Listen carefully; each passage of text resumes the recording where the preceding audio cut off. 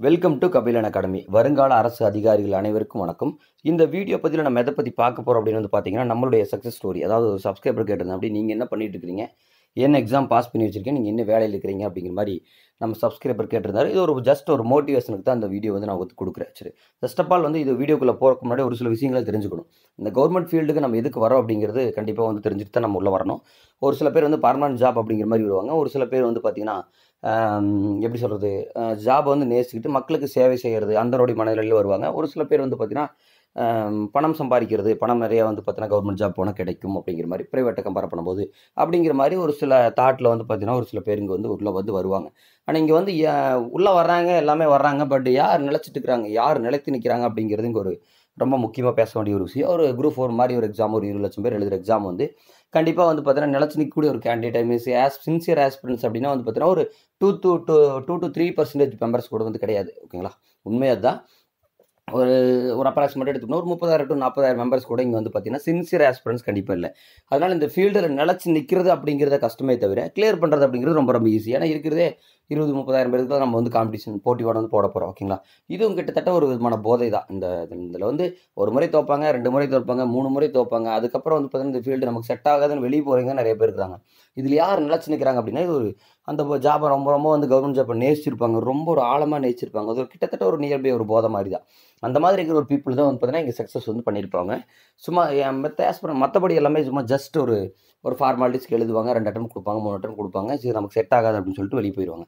ஆனால் இந்த ஃபீல்டில் நிலச்சி நிற்கிறது அப்படிங்கிறது ரொம்ப ரொம்ப ரொம்ப ரொம்ப கடினமான வேலை. எப்படின்னா, ஒரு மேரேஜ் பண்ணாத பொண்ணோ பையனோ ரொம்ப ஸ்ட்ரகிள் பேஸ் பண்ணி இங்கே இருப்பாங்க. ரெண்டாவது பார்த்தீங்கன்னா வீட்டினுடைய பொருளாதார சூழ்நிலை இதெல்லாமே தாண்டி ஜாப்பு போக முடியாது. ஓகேங்களா, 2 வேலையும் ஒரே டைமில் பண்ண முடியாது. இது மாதிரி பார்ட் டைம் படித்தா ரொம்ப சிரமம் அப்படிங்கிற மாதிரி நிறையா பார்த்தீங்கன்னா சிக்கல்களை சந்திச்சுக்கிட்டு தான் இந்த ஃபீல்டில் பார்த்தீங்கன்னா ஒவ்வொருத்தரும் சக்ஸஸ் பண்ணியிருக்கிறாங்க. ஓகேங்களா, இன்க்ளூடிங் நானுமே. ஓகேங்களா, அதனால் இந்த ஃபீல்டில் நிலச்சி நிற்கிறது அப்படிங்கிறத பார்த்தீங்கன்னா கடினமான தருணம். பட் அதே சமயத்தில் கிளியர் பண்ணுறது ஈஸியாக ஜாப் வாங்குறது அப்படிங்கிறதுல ரொம்ப ரொம்ப ரொம்ப எளிமையான ஒரு விஷயம் தான். ஓகேங்களா, அதனால் இந்த ஃபீல்டு ரொம்ப ஒரு எப்படி சொல்கிறது, இதில் கிளியர் பண்ண முடியாது அப்படிங்கிறதுல ஒன்றுமே இல்லை. நம்ம கடந்த காலங்களில் என்ன தவறு பண்ணியிருக்கு, என்ன தவறுகள் பண்ணக்கூடாது அப்படிங்கிற விஷயத்தை நம்ம அனலைஸ் பண்ணாவே ஈஸியாக நம்மளால் எக்ஸாமை கிராக் பண்ண முடியும்.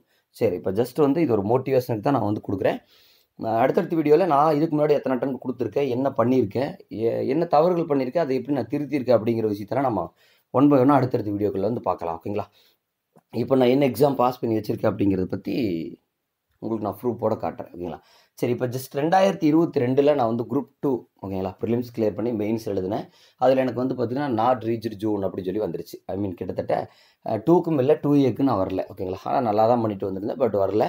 அதுக்கப்புறம் பார்த்தீங்கன்னா 2024 நான் கண்டினியூவாக மறுபடியும் பார்த்தீங்கன்னா மனம் சோர்வடையாமல் திரும்ப பார்த்தீங்கன்னா ப்ரிப்பேர் பண்ண ஆரம்பித்தேன். ஓகேங்களா, ப்ரிப்பேர் பண்ணதில் நம்ம 2024 3 எக்ஸாமே கிளியர் பண்ணியிருக்கேன். அதாவது குரூப் 1 ப்ரிலிம்ஸ், அதுக்கப்புறம் குரூப் 2 2A மற்றும் குரூப் 4 3மே நான் கிளியர் பண்ணியிருக்கேன். இப்போ நான் அதனுடைய ப்ரூஃப் எல்லாம் உங்களுக்கு காட்டுறேன்.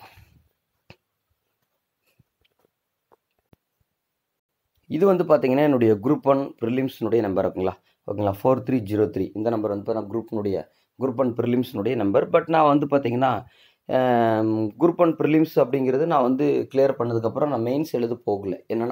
என்ன காரணம் அப்படின்னா, நான் குரூப் 2 2A நல்லா இப்போ ஹெவியாக ப்ரிப்பேர் பண்ணிட்டு இருந்தேன். அதனால் நெக்ஸ்ட் இயர் பார்த்துக்கலாம் அப்படின்னு சொல்லிட்டு ப்ரிலிம்ஸ் நான் குரூப் 1 மெயின்ஸ் எழுத போகலை. ஓகேங்களா, சரி, அடுத்ததாக பார்த்தீங்கன்னா குரூப் 2 இது என்னுடைய குரூப் 2. ஓகேங்களா, 2 2A நான் 2க்குமே கிளியர் ஆயிருந்தேன். ஓகேங்களா, கரண்ட்லி இப்போ நம்ம எழுதிட்டு வந்திருக்கோம் இல்லையா, குரூப் 2 2A நான் 2க்குமே பார்த்தீங்கன்னா கிளியர் ஆயிருந்தேன். அடுத்து பார்த்தீங்கன்னா குரூப் 4ல் நான் 171 கொஸ்டின்ஸ் பார்த்தீங்கன்னா போட்டு ஓகேங்களா 171 கொஸ்டின் பார்த்தீங்கன்னா 1662. ஓகேங்களா, கம்யூனல் பார்த்தீங்கன்னா 804. ஓகேங்களா, இது பார்த்தீங்கன்னா எந்த ஒரு ஸ்பெஷல் எதுவுமே இல்லை, எனக்கு டைப் ரைட்டிங்கோ ஸ்டெனோவோ எதுவும் கிடையாது. நான் ஜேஏக்கு மட்டும்தான் எலிஜிபிள். ஓகேங்களா, 171 கொஸ்டின் போட்டு டிரான்ஸ்போர்ட் டிபார்ட்மெண்ட்டில் ஜேஏவாக நான் போஸ்டிங் எடுத்திருக்கேன். பட் இன்னும் ஜாயின் பண்ணல. ஓகேங்களா, லெட்டருக்காக வெயிட் பண்ணிட்டுருக்கேன்.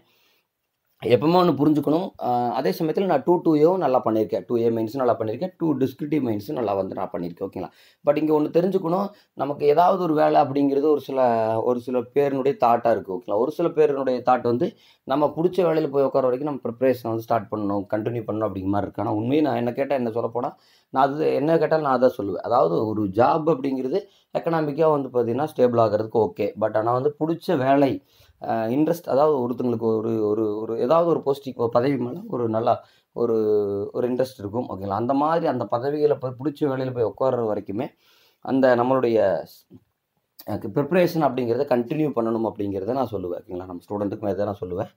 நம்ம சப்ஸ்கிரைபருக்கும் நம்ம அதான் சொல்லுவேன். ஓகேங்களா? எப்பவுமே வந்து நம்ம வந்து நம்மளுடைய ஒரு புடிச்ச பதவிக்கு உட்கார்ற வரைக்கும் நம்ம ப்ரிப்பரேஷன் வந்து கன்டின்யூ கொண்டு போயிட்டு இருக்கணும் அப்படிங்கிறது சொல்லுவேன்.